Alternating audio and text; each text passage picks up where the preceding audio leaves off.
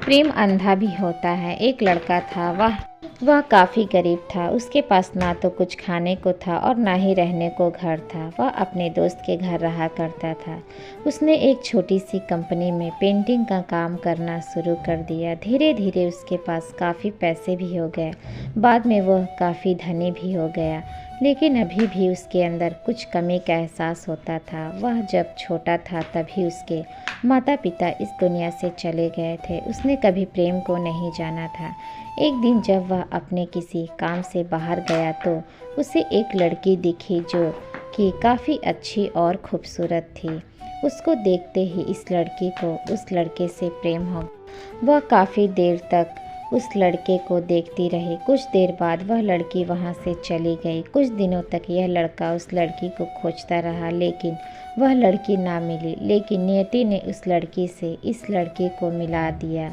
वह लड़की इस लड़के के घर काम की तलाश में आई थी। लड़के ने लड़की को तुरंत घर के काम के लिए रख लिया। जब वह लड़की इस लड़के से मिलने आई थी तो उस समय इस लड़के ने कुछ शब्द भी साफ से नहीं बोल पा रहा था, जिससे लड़की को लगा कि यह लड़का गूंगा है।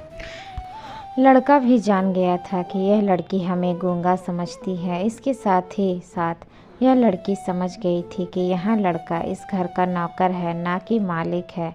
अब जब भी यह लड़का उस लड़की के पास जाता तो गूंगा बन जाता है। धीरे वह लड़की इस लड़के पर काफ़ी रहम खाने लगी। अब उसे इस लड़के के लाचारी पर प्यार होने लगा, लेकिन फिर वह लड़की एक बात से डर के पीछे हट जाती थी। इस लड़की के भी माता पिता बचपन में ही मर चुके थे। इस लड़की को इसके चाचा ने पाला था और वह चाहता था कि वह जब तक जिंदा रहे यह लड़की उसके खाने और पीने का पैसा दे। लड़की का प्रेम हद से भी बाहर जाने लगा। लड़के के एक खांसी पर भी वह लड़की दौड़े उस लड़के के पास पहुंच जाती थी। अब लड़का भी समझ गया कि इस लड़की को मुझसे प्रेम हो गया है। लड़का भी बहुत ज़्यादा उस लड़की से प्रेम करता था। उसने पहले लड़की के बारे में सब कुछ पता किया। जब उसे सब पता चल गया तो वह बहुत रोने लगा, क्योंकि उसने गूंगे होने का झूठ बोला था।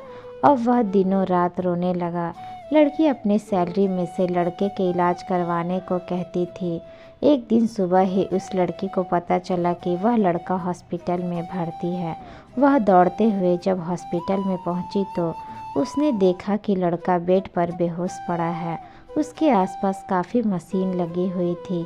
जब लड़की डॉक्टर के पास पहुंची तो वहां पर डॉक्टर ने उसे बताया कि लड़का अब बोल नहीं सकता है।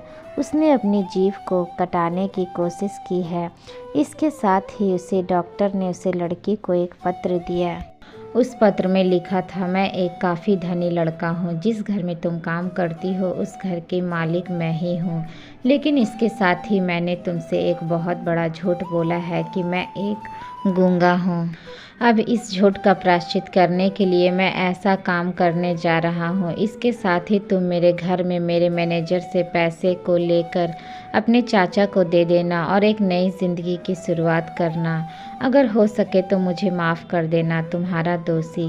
इस पत्र को पढ़ने के बाद उस लड़की के आंख आंसू से भर आए। वह दौड़ते हुए मंदिर में गई। उसने भगवान के सामने कसम खाया कि जब तक वह लड़का बोलने नहीं लगता तब तक वह कुछ नहीं खाएगी, भले ही वह मर क्यों न जाए।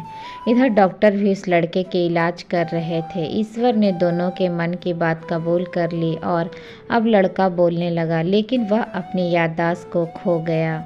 अब उसे कुछ भी याद नहीं था। अब इसके बाद लड़की ने उसके याददाश्त के लिए काफ़ी कुछ किया, लेकिन याददाश्त ना आ सकी। अगर प्रेम की नींव को झूठ पर रखा जाए तो वह गिर ही जाता है। तो दोस्तों, आज की ये स्टोरी कैसी लगी हमें कमेंट बॉक्स में कमेंट करके ज़रूर बताइएगा। स्टोरी अच्छी लगी हो तो चैनल को लाइक शेयर एंड सब्सक्राइब ज़रूर कर लीजिएगा। मिलते हैं नेक्स्ट स्टोरी के साथ, तब तक के लिए धन्यवाद।